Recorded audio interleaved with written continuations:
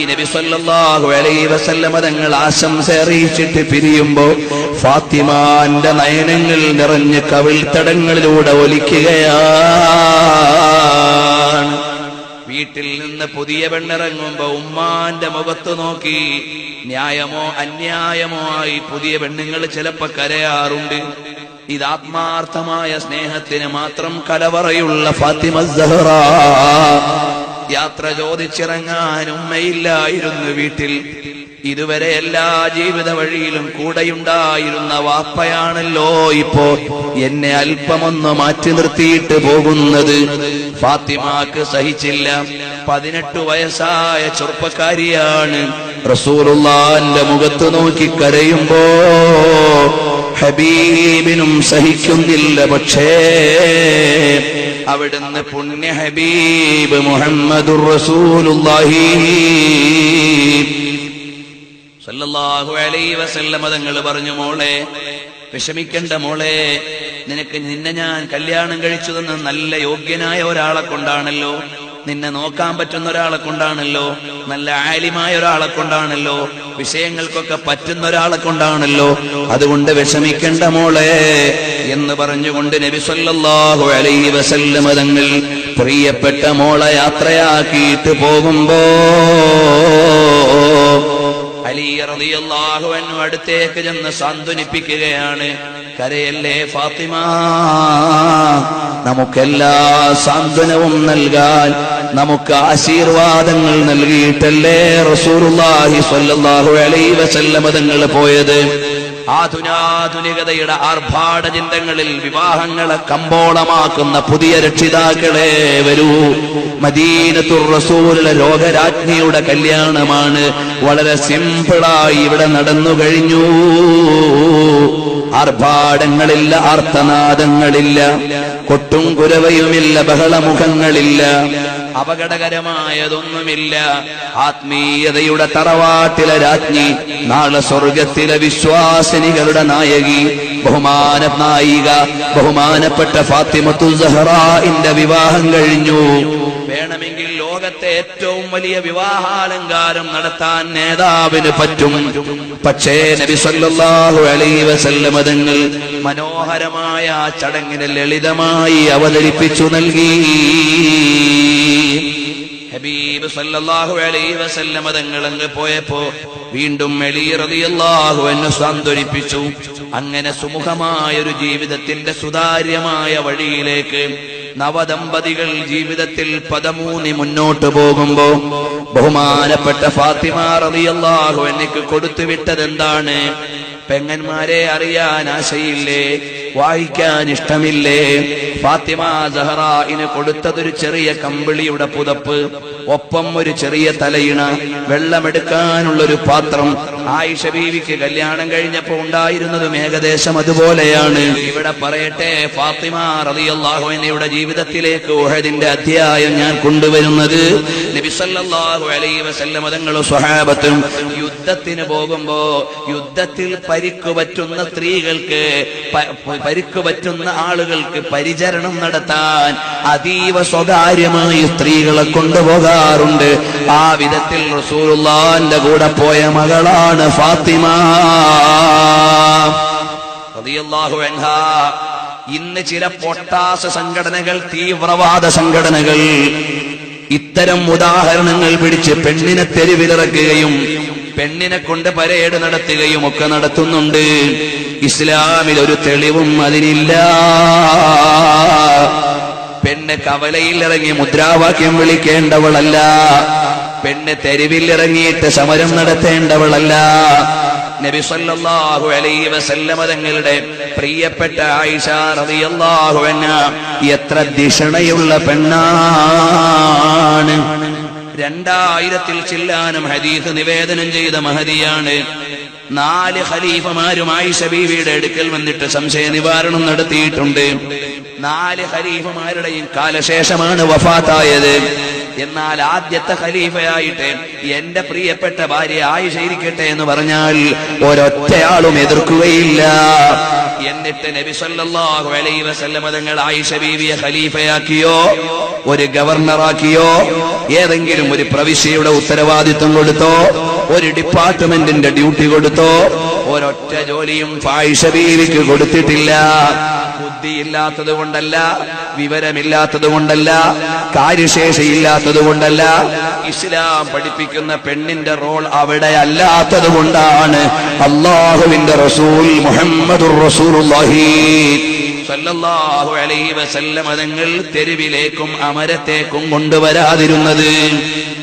ഏത് ന്യായത്തിന്റെ പേരിലാണെങ്കിലും ദീനിനെതിരെയുള്ള അവരോധനങ്ങൾ മുഴുവനും അപകടമേ ഉണ്ടാക്കുകയുള്ളൂ. അതുകൊണ്ട് വരൂ ഇലാ ഹയാതി വജനാബി റസൂലില്ലാഹ് സല്ലല്ലാഹു അലൈഹി വസല്ലമ സംവരണത്തിന്റെ ഇടവഴികളിലൂടെ ആധുനിക തലമുറയിലെ മുസ്ലിം യുവതികൾ തെരുവിലേക്ക് ചാടിയിറങ്ങുമ്പോ, മോളെ, നിന്റെ റോൾ മോഡൽ ഏതെങ്കിലും ഒരു പാശ്ചാത്യൻ പാർലമെന്റിലെ പെണ്ണല്ല, ലോകാധികാരിയായ അല്ലാഹുവിന്റെ പുണ്യപ്രവാചകർ റസൂലുള്ളാഹി സ്വല്ലല്ലാഹു അലൈഹി വസല്ലം തങ്ങളുടെ ഭാര്യമാരാണ്. ആയിഷ ബീവിയല്ലേ നമ്മുടെ മാതൃക. പക്ഷേ നമ്മൾ മറന്നുപോയി. കാരണം എന്തേ? ഭൗതികമായ സുഖം മുമ്പിലേക്ക് വരുമ്പോ ആത്മീയതയെ ഹംസിക്കുന്നവർക്ക് ആത്മാവിന്റെ ഭാഷയറിയില്ല, കടന്നു പോകാനുള്ള നേരമില്ല. ഫാത്തിമ ആയിഷ റളിയല്ലാഹു അൻഹ അധികാരിയായില്ല. എന്നാ പൊന്നുമോള് ഫാത്തിമ റളിയല്ലാഹു അൻഹ എവിടെങ്കിലും ഒരു പ്രവിശ്യയുടെ ഗവർണറായിട്ടുണ്ടോ? ഏതെങ്കിലും ഒരു രാജ്യത്തേക്ക് അംബാസഡറായി അയച്ചിട്ടുണ്ടോ? അതിന് പറ്റാത്ത മോളായതുകൊണ്ടാണോ? നല്ല സുന്ദരിയാണ്, സുശീലയാണ്, വിവരമുള്ളവരാണ്. അതുപോലെ തന്നെ അല്ലാഹുവിന്റെ ഹബീബിന്റെ ജീവിത രീതികൾ മുഴുവനും അറിയുന്ന ഭവതിയാണ്. പക്ഷേ ഇസ്ലാമിന്റെ നിയമം പഠിപ്പിക്കാൻ വന്ന നേതാവ്, അല്ലാഹുവിന്റെ ദീന് പഠിപ്പിക്കാൻ വന്ന നേതാവ് മുഹമ്മദുർ റസൂലുള്ളാഹി സല്ലല്ലാഹു അലൈഹി വസല്ലം തങ്ങൾ ചെയ്തില്ല. അതുകൊണ്ട് സിദ്ദീഖുൽ അക്ബർ തങ്ങളുടെ പാർലമെന്റിൽ പെണ്ണിന്റെ സ്വരം കേട്ടില്ല. അതുകൊണ്ട് അമേരിക്ക പോലും മാതൃകയായി സ്വീകരിച്ച മാനിഫെസ്റ്റോ എഴുതിയ ഉമർ ഇബ്നുൽ ഖത്താബ് തങ്ങളുടെ പാർലമെന്റിലോ ലെജിസ്ലേറ്റീവ് അസംബ്ലിയിലോ കിളിസ്വരം ഉയർന്നില്ല. ഉസ്മാൻ ഇബ്നു അഫ്ഫാൻ തങ്ങൾ പെണ്ണിനെ കയ്യിൽ പിടിച്ചിട്ട് പാർലമെന്റിലേക്ക് പോയില്ല. അലി ഇബ്നു അബീ ത്വാലിബ് റളിയല്ലാഹു അൻഹു ഭാര്യയെ കൂടെ പിടിച്ചിട്ട് അധികാരത്തിന് പോയില്ല. അതാണ് ഇസ്ലാമിന്റെ വ്യവസ്ഥിതി. ആധുനിക ലോകത്ത് ഇതൊന്നും പറഞ്ഞാൽ നടപ്പില്ല മുസ്ലിയാരെ എന്ന് പറഞ്ഞിട്ട് കാര്യമില്ല മോനെ. നിയമം എത്ര തീച്ചൂളയിലും പറയേണ്ടതാണ്. പെണ്ണ് അധികാരത്തിലേറിയത് മുതൽ ഒരുപാട് വേദന ലോകം അനുഭവിച്ചുകൊണ്ടിരിക്കുകയാണ്. സംവരണം കൊണ്ട് ഇവിടെ പെണ്ണുങ്ങൾക്ക് രക്ഷ കിട്ടിയിട്ടുണ്ടോ? ഇല്ല. ചില പ്ലാസ്റ്റിക് ഇസ്ലാമിക് സംഘടനകൾ പാശ്ചാത്യന്റെ താല്പര്യങ്ങളെ പുലർത്തി കൊടുക്കാൻ പെണ്ണ് കൂടുണ്ടെങ്കിലേ എല്ലാം നടക്കൂ എന്ന മുദ്രാവാക്യത്തിൽ ഇറങ്ങിയിട്ടുണ്ട്. പക്ഷേ ഹബീബ് അത് പഠിപ്പിച്ചിട്ടില്ല. മുഹമ്മദുർ റസൂലുള്ളാഹി സ്വല്ലല്ലാഹു ആ ഹബീബ് സല്ലല്ലാഹു അലൈഹി വസല്ലം തങ്ങൾ വേദനിക്കുന്ന സമയത്ത് മുഴുവൻ അടുത്തു ചെന്നിട്ട് സാന്ത്വനത്തിന്റെ ചിരി തിരിച്ചു വാങ്ങിയ പൊന്നുമോൾ. ആ പൊന്നുമോളെ വളർത്തിക്കൊണ്ടുവന്നത് ദുനിയാവിലെ രാജാവാകാനല്ല, രാജ്ഞിയാകാനല്ല, മറിച്ച് സ്വർഗത്തിലെ രാജാത്തിയാകാനാണ്. ഒരു ദിവസം റസൂലുള്ളാഹിനെ കാണാൻ വന്നപ്പോ ഫാത്തിമാന്റെ കഴുത്തിൽ ഒരു മാല തിളങ്ങുകയാണ്. ഹബീബ് ഒന്നും പറഞ്ഞില്ല, മുഖം മെല്ലെ അങ്ങ് തിരിച്ചു. മകള് വായിച്ചു, എന്റെ വാപ്പാക്ക് ഇഷ്ടമായിട്ടില്ല. വാപ്പ വിചാരിച്ചു എന്റെ മകൾ ഒരു പരിത്യാഗിയായി ജീവിച്ച് സ്വർഗത്തിലെ രാജാവായി വരേണ്ട മോൾക്ക് ഈ ആഭരണത്തോട് വല്ല ഭ്രമവും വന്നുപോയോ? ഇതാദ്യമേ വായിച്ച മഹദി നേരെ അങ്ങിറങ്ങി ആ മാല കൊണ്ടുപോയി വിറ്റിട്ട് ഒരടിമയെ മോചിപ്പിച്ചിട്ട് തിരിച്ച് റസൂലുള്ളാഹിന്റെ മുമ്പിലേക്ക് വരികയാണ്. ചിരിച്ചുകൊണ്ട് ഹബീബ് ചോദിക്കുകയാണ്, മോളെ, നേരത്തെ വന്നപ്പോൾ മാല എവിടെ പോയി? അപ്പൊ മഹദി പറയാണ്, ലഖദ് ബിഅതുൽ ഖലാദത വഷ്തറൈതു ബിസമനിഹാ അബദൻ വഅതഖതുഹു. അല്ലയോ പ്രിയപ്പെട്ട ഉപ്പ, അത് വിറ്റിട്ട് ഞാൻ കിട്ടിയ സംഖ്യ കൊണ്ട് ഒരടിമയെ അങ്ങ് മോചിപ്പിച്ചു. ഫതഹല്ലല വജ്ഹു റസൂലില്ലാഹ്. അപ്പൊ റസൂലുള്ളാഹിന്റെ മുഖം വികസിച്ച് പ്രകാശിക്കുകയാണ്.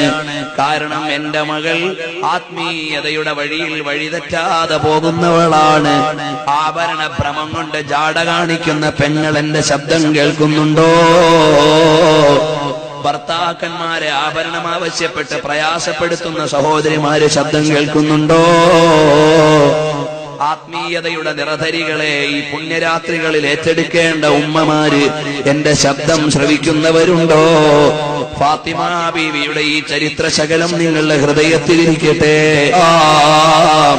റസൂലുള്ളാഹിന്റെ കുടുംബത്തെ സ്നേഹിക്കണേ, അതുമാത്രമേ ബാധ്യതയുള്ളൂ. ഇനി ആലിമുല്ലല്ലാമയായ വലിയൊരു പണ്ഡിതനാണെങ്കിലും ഒരു വിവരവുമില്ലാത്തൊരു തങ്ങൾ കുട്ടിയുടെ സ്ഥാനത്തെത്തൂല. അതാണ് മുആവിയത്ത് ബിൻ അബീ സുഫിയാൻ റളിയല്ലാഹു അൻഹു സിംഹാസനത്തിലിരിക്കുമ്പോൾ ഒരു ചെറിയ കുട്ടി അങ്ങോട്ട് കടന്നു വന്നു. പിടിച്ചിട്ട് ആ സിംഹാസനത്തിൽ അങ്ങിരുത്തി. ചോദിച്ചു, എന്താണ് മുആവിയ പ്രോട്ടോകോൾ ലംഘിക്കുന്നത്? ഒരു പ്രോട്ടോകോളുമില്ല. ഇത് റസൂലുള്ളാഹിന്റെ മോനാണ്. ഇതിന് ഈ റസൂലുള്ളാഹിന്റെ മോൻ ഇരിക്കുന്നതിന്റെ താഴെയല്ലാതെ ഇരിക്കാൻ എനിക്ക് അധികാരമില്ല. അത് പറഞ്ഞു മുആവിയ റളിയല്ലാഹു അൻഹു. അൽ ബിദായ നോക്കിയാൽ കാണാൻ കാത്തു നിൽക്കുന്ന പ്രിയപ്പെട്ട ഫാത്തിമ റളിയല്ലാഹു അൻഹാ ഒരു ദിവസം വിളിക്കുകയാണ്, പ്രിയപ്പെട്ട എന്റെ പ്രിയപ്പെട്ട വല്ലഭനായ അലി ഇബ്നു അബീ ത്വാലിബ്. അലി ഇബ്നു അബീ ത്വാലിബ് റളിയല്ലാഹു അൻഹുവിനെ വിളിക്കുകയാണ്. വിളിച്ചിട്ട് പറയുന്നു, അല്ലയോ പ്രിയപ്പെട്ട അലി ഇബ്നു അബീ ത്വാലിബ്, എനിക്ക് നിങ്ങളോട് 3 വസിയ്യത്തുകൾ ചെയ്യാനുണ്ട്. ആ വസിയ്യത്ത് മറ്റൊന്നുമല്ല, മടിത്തട്ടിൽ തലവെച്ച് കിടന്നിട്ട് സ്നേഹവത്സലയായി പറയുകയാണ്, അല്ലയോ പ്രിയപ്പെട്ടവരെ, ഞാൻ നിങ്ങളോടൊന്ന് ഓർമ്മപ്പെടുത്തട്ടെ. ഞാൻ വഫാത്തായാൽ നിങ്ങൾ ഉമാമ എന്ന് പറയുന്ന എന്റെ സഹോദരിയായ സൈനബിന്റെയും അബുൽ ആസ് ബിൻ റബീഇന്റെയും മകളായ ഉമാമയെ നിങ്ങൾ വിവാഹം ചെയ്യണേ. അൽഹംദുലില്ലാഹ്, ബഹുമാനപ്പെട്ട സയ്യിദ് ഹബീബ് തങ്ങൾ അവർകൾ നമ്മുടെ മജ്ലിസിലേക്ക് കടന്നു വരുന്നു. അല്ലാഹു തആല മഹാന്മാരായ സാദാത്തുക്കൾക്ക് ആഫിയത്തും ഇസ്സത്തും. അപ്പോൾ മഹദിയായ ഫാത്തിമ റളിയല്ലാഹു അൻഹ പറയുകയാണ്, ഞാൻ മരണപ്പെട്ടു പോയാൽ എന്റെ മക്കളെ എന്നെ പോലെ നോക്കാൻ കഴിയുന്ന ഉമാമയെ വിവാഹം ചെയ്യണം. ഞാൻ നേരത്തെ പറഞ്ഞ അബൂജഹലിന്റെ മോളുടെ വിവാഹത്തെ ബ്ലോക്ക് ചെയ്തതിന്റെ നിയമം വായിക്കാനുള്ള തെളിവാണിത്. ഫാത്തിമ ബീവി നിയമത്തിനെതിരായി വന്നതല്ല. നബി സല്ലല്ലാഹു അലൈഹി വസല്ലം തങ്ങളുടെ സ്വാർത്ഥത നടപ്പിലാക്കിയതല്ല. പറഞ്ഞു, ഉമാമയെ വിവാഹം ചെയ്യണേ. പിന്നീട് ഒരു കാര്യം ഓർമ്മപ്പെടുത്താനുള്ളത്, അല്ലയോ പ്രിയപ്പെട്ടവർ ഭർത്താവേ, ഞാൻ മരിച്ചാൽ എന്റെ ജനാസ മദീനയിൽ സാധാരണ ഉപയോഗിക്കുന്നത് പോലെ തുറന്ന മയ്യിത്തുകട്ടിലിൽ എന്റെ ജനാസ കൊണ്ടുപോകല്ലേ. 4 ഭാഗവും മറച്ച മയ്യിത്ത് കട്ടിലല്ലാതെ എന്റെ ജനാസ കൊണ്ടുപോകാൻ പാടില്ല. ഈ സംഭവം പറയുന്ന മറ്റൊരു രംഗം ഇമാമിങ്ങൾ നിവേദനം ചെയ്യുന്നുണ്ട്. ഒരു ദിവസം ഫാത്തിമ റളിയല്ലാഹു അൻഹ ഇരുന്ന് കരയുകയാണ്. കൂട്ടുകാര് ചോദിച്ചു, എന്തിനാണ് കരയുന്നത്? മറ്റൊന്നുമല്ല, ഞാൻ മരിച്ചാ നാളെ മയ്യിത്ത് കൊണ്ടുപോകുന്ന രംഗോർത്ത് കരയുകയാണ്. അതെന്തിനാണ് ഫാത്തിമ കരയുന്നത്? ഇതാ ഇവിടെ സാധാരണയായി ഉപയോഗിക്കുന്ന ഓപ്പൺ മയ്യിത്ത് കട്ടിലാണ്. ആ ഓപ്പൺ മയ്യിത്ത് കട്ടിലിൽ ശരീരം ജനാസ എടുത്തു വെച്ചാൽ ശരീരം മറച്ചിട്ടാണ് വെക്കുന്നതെങ്കിലും ജനാസ പൊതിയുന്നത് മയ്യിത്ത് കഫൻ പുടവ ടൈറ്റാക്കിയിട്ടാണ്. അപ്പൊ ശരീരത്തിന്റെ വണ്ണവും നീളവും അന്യ പുരുഷന്മാര് കണ്ടുപോകുമല്ലോ. പ്രിയപ്പെട്ട പെങ്ങളെ, ജീവിച്ചിരിക്കുന്ന നിന്റെ പച്ചയായ ശരീരം തുറന്നിട്ട് തെരുവിലിറങ്ങുന്നതിന് മുമ്പ് വീട്ടിൽ നിന്ന് ഒന്ന് ആലോചിക്കണേ മോളെ. നാളെ സ്വർഗത്തിലേക്ക് പോകേണ്ട നേതാവ് ഫാത്തിമ ബീവി ജനാസ പൊതിഞ്ഞിട്ട് ശരീരം ടൈറ്റാകുന്നതിനാൽ അതിന്റെ നീളവും വണ്ണവും അന്യ പുരുഷന്മാര് കണ്ടുപോകുമോ എന്ന് കരുതിയിട്ട് 4 വശവും മറച്ച മയ്യിത്ത് കട്ടില് വേണമെന്ന് പറഞ്ഞ മഹദിയുടെ പിൻഗാമിയാണോ? ബോഡി ഷേപ്പ് പർദ്ദയും ഇട്ട് അർദ്ധനഗ്നയോ പൂർണ്ണനഗ്നയോ ആയി ഉടുത്ത വസ്ത്രം തന്നെ ശരീരത്തിന്റെ ഘടന വായിക്കുന്നത് ധരിച്ച് നിനക്കിറങ്ങാൻ മനസ്സ് വരുന്നുണ്ടോ മോളെ? ഫാത്തിമ ബീവി അലി റളിയല്ലാഹു അൻഹുവിനോട് പറയാണ്, എന്റെ ജനാസ പൊതിഞ്ഞിട്ട് മയ്യിത്ത് കട്ടിലിൽ വെക്കുമ്പോഴും 4 ഭാഗം മറച്ച മയ്യിത്ത് കട്ടിലല്ലാതെ കൊണ്ടുപോകല്ലേ. ഇനി ഒന്നുകൂടി പറയാം, അങ്ങനെ കൊണ്ടുപോയാലും മയ്യിത്ത് കൈകാര്യം ചെയ്യുന്നത് മുഴുവനും പുരുഷന്മാരാണ്. അവിടുന്ന് ഖബർസ്ഥാനിൽ ഒരു ചുരുക്കി പറയാം സഹോദരങ്ങളെ, ഫാത്തിമ ബീബി റളിയല്ലാഹു അൻഹ പറയുകയാണ്, അങ്ങനെ ജനാസ കൊണ്ടുപോകുന്നത് 4 പാടും അടച്ച മയ്യിത്ത് കെട്ടിലാണെങ്കിലും അത് ഖബറിന്റെ അടുക്ക ചെല്ലുമ്പോ എടുത്തിട്ട് കിടത്തുന്നത് പുരുഷന്മാരാണ്. അപ്പോഴെങ്കിലും എന്റെ ബോഡി ഷേപ്പ് കണ്ടുപോകും. വിരൂപയായ പെണ്ണല്ല, ലോക സുന്ദരിയായ മഹദിയാണ് പറയുന്നത്. അതുകൊണ്ട് ഞാൻ രാവിലെ മരിച്ചാൽ രാത്രിയല്ലാതെ എന്റെ ജനാസ എടുക്കല്ലേ. അലി റളിയല്ലാഹു അൻഹുവിനോട് തലേന്ന് ചെയ്ത വസിയ്യത്ത് 3 ഇതാണ്. പെങ്ങളെ, ഈ വസിയ്യത്ത് ചെയ്തിട്ട് പിറ്റേന്ന് രാവിലെ മഹദിയായ ഫാത്തിമ സഹ്റ റളിയല്ലാഹു അൻഹ 29ാമത്തെ വയസ്സിൽ ജമാദുൽ ആഖിർ 13 ഹിജ്റയുടെ 11ാം വർഷം മഹദിയായ ഫാത്തിമ റളിയല്ലാഹു അൻഹ ലോകത്തോട് വിട പറയുമ്പോ മദീനത്തെ സ്വഹാബത്ത് മുഴുവനും ഒരുമിച്ചുകൂടി നബി സല്ലല്ലാഹു അലൈഹി വസല്ലം തങ്ങൾ വഫാത്തായതിന്റെ മുറിവുണങ്ങിയിട്ടില്ല. പൊന്നുമോളുകൂടി യാത്രയായോ? അലി റളിയല്ലാഹു അൻഹു വീടിന്റെ കവാടത്തിൽ നിന്നുകൊണ്ട് പറഞ്ഞു, ഹാദിഹി വസിയ്യത്തു ബിൻതി റസൂലില്ലാഹി സ്വല്ലല്ലാഹു അലൈഹി വസല്ലമ, ഇത് റസൂലുള്ളാഹിന്റെ മോളുടെ വസിയ്യത്താണ്. ജനാസ രാത്രി എടുക്കൂ, അതുകൊണ്ട് നിങ്ങൾ പോയിട്ട് വൈകുന്നേരം വന്നോ. മരണപ്പെട്ടതിന് ശേഷം ജനാസയുടെ ഘടന പോലും പൊതിഞ്ഞ തുണിയുടെ പുറത്തുകൂടി കാണാൻ പാടില്ലെന്ന് പഠിപ്പിച്ച ഫാത്തിമ ബീവിയുടെ കൂടെ സ്വർഗത്തിൽ പോകാൻ ആശയുള്ള പെങ്ങന്മാരെന്റെ ശബ്ദം കേൾക്കുന്നുണ്ടോ? നാളെ മുതൽ ഇസ്ലാമികമായ വസ്ത്രം ധരിക്കണം, എന്നിട്ട് അല്ലാഹുവിനെ ഓർത്ത് ജീവിക്കണം. ഒന്നുകൂടി പറഞ്ഞു ഞാൻ നിർത്തുന്നു. സാദാത്യങ്ങൾ നമ്മുടെ സദസ്സിന് നേതൃത്വം നൽകി പ്രാർത്ഥന നൽകാൻ എത്തിച്ചേർന്നു. ഇനി വൈകിക്കാൻ സമയമില്ല, അതുകൊണ്ട് വരട്ടെ. ഫാത്തിമത്തുൽ സഹ്റ റളിയല്ലാഹു അൻഹയുടെ ജനാസ കിടക്കുമ്പോ ഹസനൈനെ അടുത്തു പിടിച്ചിരുത്തിയിട്ട് കരയുന്ന അലി ഇബ്നു അബീ ത്വാലിബ് റളിയല്ലാഹു അൻഹുവിനെ കണ്ട് മദീന നിവാസികൾ മുഴുവനും പൊട്ടിക്കരയുകയാണ്. അബൂദർ ഗിഫാരി റളിയല്ലാഹു അൻഹു മദീന പള്ളിയുടെ ചാരത്തുള്ള ജന്നത്തുൽ ബഖീയിൽ സൗജാത്തുർ റസൂൽ കിടക്കുന്ന പരിശുദ്ധമായ ബഖീയിൽ, അബൂ ഹുറൈറ റളിയല്ലാഹു അൻഹു കിടക്കുന്ന ബഖീയിൽ, അതുപോലെ എത്രയോ സഹാബാക്കളും ഇമാമിയങ്ങളും എല്ലാം കിടക്കുന്ന സ്ഥലമാണ്. അതാ ബഹുമാനപ്പെട്ട ഫാത്തിമ റളിയല്ലാഹു അൻഹയുടെ ജനാസ അടക്കാൻ കുഴിച്ച ഖബറിന്റെ ചാരത്ത് ചെന്ന് നിന്നിട്ട് അബൂദർ ഗിഫാരി വിളിക്കുകയാണ്, ഓ ഖബറേ, നിന്റെ ഉള്ളിലേക്ക് വരാൻ പോണതാരാണെന്നറിയുമോ? റസൂലുള്ളാഹിന്റെ മോളാണ്, ഹസനൈനിയുടെ മുമ്മയാണ്, അലി ഇബ്നു അബീ ത്വാലിബിന്റെ ഭാര്യയാണ്. അതുകൊണ്ട് മര്യാദയ്ക്ക് പെരുമാറണം ഖബറേ. മാത്രമല്ല കഫൻ മുടവെടുത്ത് ഒരുക്കി വെച്ചിട്ട് കുളിച്ച് റെഡിയായി കിടന്നൂന്ന് വസായൽ ഉലമാഇ വസ്സാലിഹീൻ എന്ന ഗ്രന്ഥത്തിലുണ്ട്. തൽക്കാലം അങ്ങോട്ടൊന്നും പോകാനുള്ള നേരമില്ല. ഫാത്തിമ റളിയല്ലാഹു അൻഹ ഒരുങ്ങി റെഡിയായിട്ട് കിടക്കുകയാണ്. അസ്റായീലിനെ സ്വീകരിക്കാൻ കഫൻ പുടവെടുത്ത് റെഡിയാക്കി കുളിച്ച് റെഡിയായി കിടക്കുകയാണ്. യാത്രയുടെ സമയമായെന്ന് നേരത്തെ അറിഞ്ഞ മഹാന്മാരാണ്, മഹദികളാണ്. ആ ജനാസ കൊണ്ടുപോകാൻ നേരമാണ് അബൂദർ ഗിഫാരി വിളിക്കുന്നു. ഉള്ളിലേക്ക് വരാൻ പോണതാരാണെന്നറിയുമോ? ഖബറേ. അപ്പോഴാണ് ഖബറിൽ നിന്നൊരു മറുപടി കേൾക്കുന്നു. ഓ അബൂദറേ, ആകാശത്തിനു കീഴെ ഏറ്റവും വലിയ സത്യവാനെന്ന് നബിതങ്ങൾ വിളിച്ച അബൂദർ ഗിഫാരി, മഹാനവറുകൾ ഗിഫാർ ഗോത്രത്തിൽ നിന്ന് വന്ന് ഇസ്ലാം സ്വീകരിച്ച മഹാൻ. ആ മഹാനോട് ഖബറിൽ നിന്ന് മറുപടി പോലൊരു അശരീരി വരികയാണ്. എന്റെ അടുക്കലേക്ക് വരുന്നയാള് നല്ല നിലക്കാണോ വരുന്നത്?